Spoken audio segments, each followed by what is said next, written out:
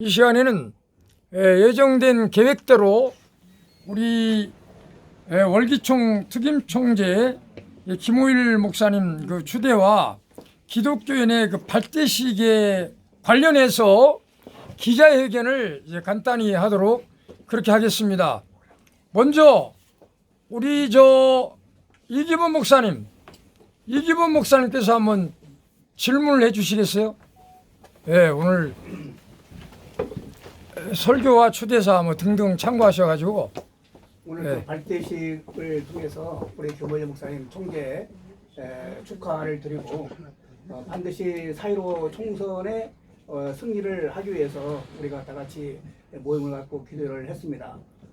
반드시 승리를 하기 위해서 우리가 정략적으로 어떤 전략이 있는지, 또 앞으로 우리가 어떤 방향으로 총선에 승리를 해야 하는지, 그 전략적인 것, 정책적인 것 한두 가지만 말씀해 주시면 고맙겠습니다.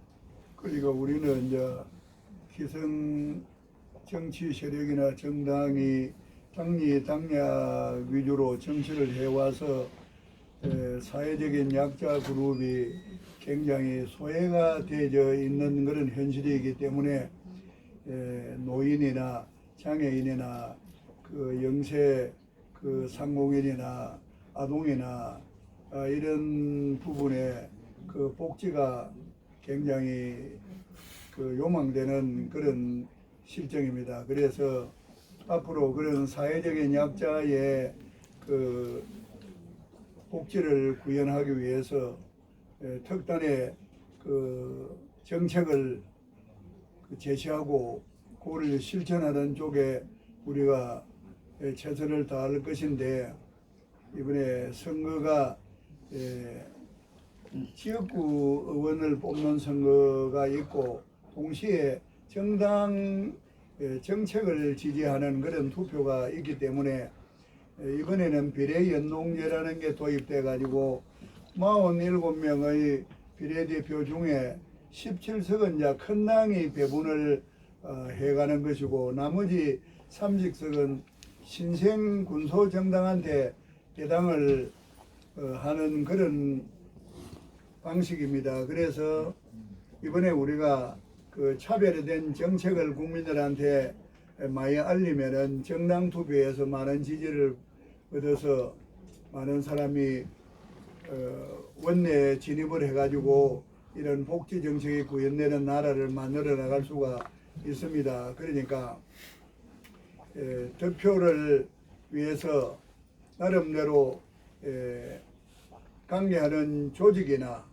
또는 일가 친척이나 연고가 닿는 데다가 이 당은 아동, 노인, 장애인 뭐 이런 여러 가지 소외된 계층의 복지를 위한 아주 훌륭한 공약을 제시하고 있으니까 요리되면은 사회적인 약자가 상당히 우리 사회에 정착을 하고 행복하게 살아갈 수가 있을 것이라고 이제 많이 좀 홍보를 하면은, 과거에 보면은 기성정당에 지역구에 당선된 사람이 뭐 600만 표, 650만 표 이렇게 집계가 되는데 정당 투표에는 그 당이 한 420만 표 이렇게밖에 안 나오거든요. 그러니까 그 당에다가 지역구에는 찍어도 정당 투표에는 200~300만이 다른 정책을 보고 이제 표를 찍는 그런 투표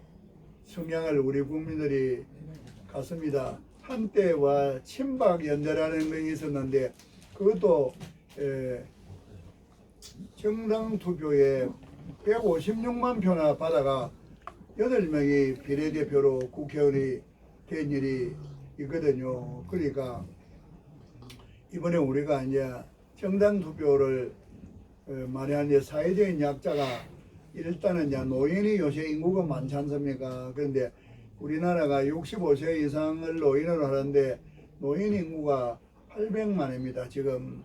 그리고 60세 이상, 64세까지는 퇴직은 하고 벌이는 없는데 아직 65세가 안 되니까 노인의 혜택으로 예를 들어서 공원에 입장권도 노인은 무료인데 자기는 돈 내야 된다든지 지하철도 돈 내고 타야 되는지 이런 어떤 가도기에 처해 있는 사람까지 하면은 1100만 가까운 사람이 60 이상의 인구기 때문에 그런 분들한테 해당되는 그런 공약이 자기들 피부에 와닿으면 그런 사람이 정당 투표에 표를 찍게 되면 엄청난 결과를 낳을 수가 있거든요. 그러니까 이제 그런 정책을 널리 알리는 데가 최선을 다하는 그런 협조가 필요합니다.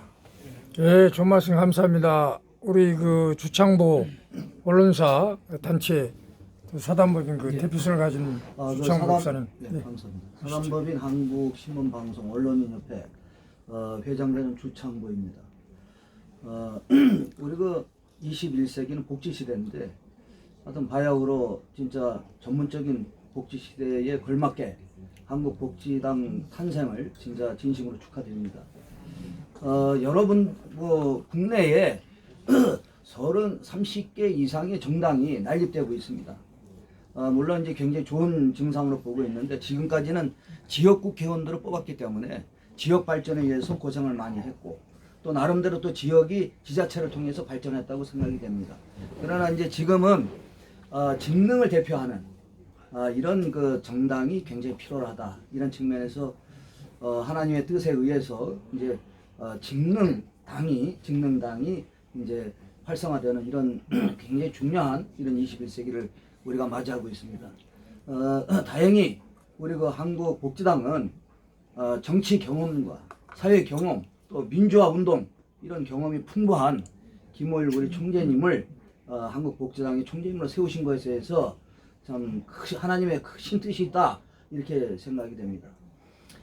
제가 말씀드리고 싶은 얘기는 30여 개의 난립된 이런 정당들이 많이 있습니다. 예를 들어서 김호일 총재님처럼 정치 경험 이런 여러 가지 경험이 있는 분이 당 대표가 되면은 그건 별 문제가 없이 당 취지와 당 정당의 취지에 따라서 잘 움직일 수 있다 이렇게 우리가 판단하고 전문성을 갖기 때문에 인정할 수 있으나 뭐 10여 개 이상 군소 정당은 굉장히 참 난립되어 있고 어렵다 이렇게 생각됩니다. 지금은 미래통합당처럼 큰 정당들이 통합하는 그런 시대예요. 그 통합을 하고 있습니다. 세몰이를 하기 위해서 그분들이 연동제를 독식하지 않게 하기 위해서 제가 우리 총리부터 여쭤보고 싶은 것은 우리 군소 정당을 귀합해서 그분들이 뭐 1번서부터 뭐 5번까지 제대로 전국에 조직도 없는 분들이 1번부터 5번까지 비례대표를 내봐야 아무 희망이 없고 큰 정당에 다 뺏길 것 같습니다. 그래서 우리 김호일 총재를 위시해서 30여 개의 정당이 있는데 이것도 좀 연합해서 이 다당을 하나로 좀 이렇게 통합으로 이렇게 중도 신당이 통합을 아주 추진할 이런 생각은 없으신가 여쭤보고 싶습니다. 그래, 좋은 말씀입니다만은 그 정당이 그 독특한 식당도 뭐 그 어느 집은 무슨 요리를 잘한다 이래서 잘한다고 소문이 나면은 먼 곳도 찾아가는데 그 메뉴가 특별한 게 없으면은 그 손님이 안 차가지 않습니까? 그러니까 우리가 국민을 위해서 그 독특한 실효성이 있는 국민들이 원하는 그런 정책을 제시하고 그 정책에 국민들이 공감하면은 우리 당에 지지를 보낼 사람이 많이 있을 것으로 보기 때문에 뭐 그 정책과 이런 거를 상관없이 무조건 이 당 저 당을 합해가지고 덩치만 키운다고 국민이 별로 내가 호응을 할 것으로 보지도 않고 앞으로 우리가 3월 26일부터 등록이니까 그때 이전까지 우리 당의 독특한 정책을 많이 부각시키고 알리면은 또 유사한 생각을 갖는 사람들이 이쪽으로 합하자고 찾아오는 경우도 있어서 몸집이 커질 수는 있는데 지금 정당의 색깔이나 공약이 뭔지도 모르고 무조건 어느 당하고 합하는 것이 능사가 아니라고 그리 생각을 해서 우리의 정책을 널리 알려내려 일단은 치중하고 3월 26일 선거 직전에 어떤 분위기에 따라서 그때는 이제 판단을 하면 될 것으로 보고 또 지금까지 약 40개 정도의 정당이 있습니다만은 기성정당에서 그 공천을 안 줘가지고 그 출마를 안 하는 사람도 있는데 또 그 중에는 출마를 할 사람도 있지 않습니까?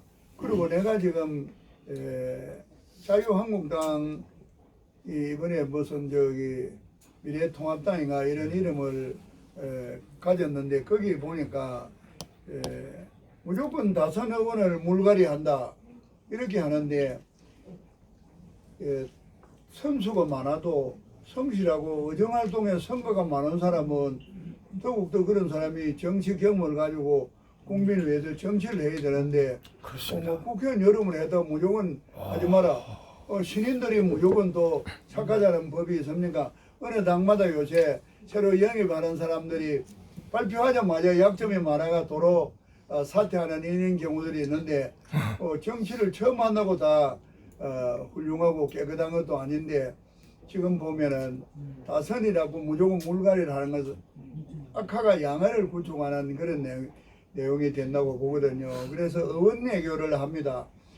국회의원들이 또 국제적인 그런 모임에서 활동을 하고 의원 외교를 하는데 다른 데는 막 십몇선 의원이 있어요. 근데 우리나라는 초선 의원은 밖에 가면 다른 나라 국회의원은 안면이 하나도 없어요. 그러면 안면도 없는 사람 사귀기 바쁜데 무슨 자기가 실적을 낼 수가 없습니다.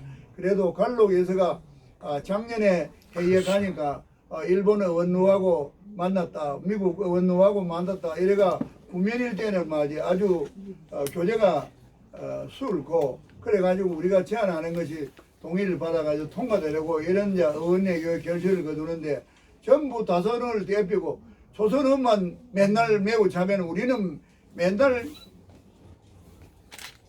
그 과거에 실적은 없고 맨날 세물에 세밥 젓는다고 볼일 다 보고 이러면 이제 시행착오만 거듭하는 그런 정치가 될 거다 하냐는 우리가 있거든요. 그래서 이제 그런 분 중에 내가 이제 모시고 싶은 사람을 한 분만 모셔도 우리 당 기호가 막 10번 안으로 툭 튀어 올라갑니다. 현역이 하나만 있어도. 그러니까 선거 직전에는 우리가 기호가 이제 쑥 올라갈 그런 전략을 갖고 있습니다. 네, 좋은 말씀 감사하고요. 지금 그 예정 시간보다 좀 이제 오버되긴 했는데 성경에 보면은 사람이 계획을 세워도 걸음을 인도하는 분은 하나님이라는 말씀이 생각이 나는군요. 그래서 여러분들이 다 동의하신다면 시간을 좀 더 연장해서 자유롭게 좀 이렇게 모이기도 뭐 쉽지 않은데 좀 더 자유롭게 더 이렇게 전부 다 이게 모인 분들이 자기 소개하고 한 마디씩 이렇게 질문을 하시고 우리 김호일 총재님께서 답변하시는 걸로 하면 어떻겠습니까? 괜찮죠? 예, 예. 끄떡끄떡만 해가지고 되겠습니까? 박수로. 예, 예. 반대하는 사람 하나도 없습니다. 예. 그러면은 여기 정재군 박사님부터 이렇게 돌아가면서 두 분 질문한 분들은 좀 이제 나중에 하시고요. 그렇게 좀 해주시면 고맙겠습니다. 예. 한국복지당을 이렇게 맡아서 이끌고 이렇게 한국의 복지 정책을 관장하시려는 그 큰 포부를 가진 첫 출발점이 오늘이어서 정말 뜻깊고 이런 자리를 만들어 주신 총리님께 감사드립니다. 그래서 이제 복지 정책이 복지의 분야가 아시다시피 그냥 범위가 없습니다. 그리고 또 이렇게 청소년부터 또 노년에 이르기까지 각 계층별로의 여러 가지 정책도 필요하고 또 각 분야별로 장애인이라든지 등등의 여러 가지 특성에 따라서 이제 여러 가지 층의 그 정책이 필요한데 이런 것들을 그 각 분야의 전문가들이 사실 더 필요하고 또 낮게 맞지 않기 때문에 정말 전문가들이 잘 이해해서 정책을 심도 있게 해가지고 좋은 정책을 내서 또 국민들에게 알리고 하게 되면은 정말 승산이 있다고 제가 믿습니다. 그래서 유능한 젊은 그 정책 전문가를 좀 많이 영입을 하는 데 있어서 많이 준비되신 것이 있을 것 같은데 여쭤보고 저도 관심이 많습니다. 그래서 지금 이제 우리가 장애인 단체하고 이제 서로 제휴를 하고 있으니까 그 장애인 단체는 장애인들에 대한 어떤 복지 공약을 자기들이 이제 가지고 있고 그런 것들을 그동안에 기성정당이나 정부에다가 요구를 많이 해도 간절히 안 되고 있는 그런 것들이 있거든요. 그리고 장애인을 예를 들어서 우리가 기업마다 법에 의해서 몇 프로를 채용을 해라고 하고 있는데도 불구하고 지금 기업들이 그걸 안 지킵니다. 그러니까 그거를 갖다가 지키 들어오면 해도 장애인한테 엄청 혜택이 되지 않습니까? 그러니까 지금은 수 없는 나열된 공약보다는 가장 절실히 그 단체가 요구하는 것을 어떤 당이나 어떤 의원이 관철하기 위해서 얼마나 노력하는 그런 국회의원이 그런 당이 필요하냐 그게 더 중요하다고 봅니다. 지금까지 집권하는 더불어 민주당이나 또 자유한국당이나 이런 당들이 너무나 국민들이 건의하는 것들을 예면하고 서로 당리당략적인 투쟁만 해왔기 때문에 대통령이 국정 운영을 위해서 필요한 어떤 법안을 통과시켜 주라 해도 그 법안이 통과되지 않고 사장되고 있는 그런 실정인데 앞으로 우리 당이 몇 명이라도 국회에 들어가는 그런 당이 되면은 목소리를 높여가지고 양당의 그런 태만한 태도를 힐난하고 그럴 때 국민들도 박수를 칠 것이고 호응이 좋으면은 기성정당도 생각을 바꿀 수밖에 없을 겁니다. 그래서 하나의 한국 정치가 정책 대결의 정치로 전환될 수 있는 그런 어떤 효시 역할을 우리가 이제 해보려고 합니다. 네, 감사합니다.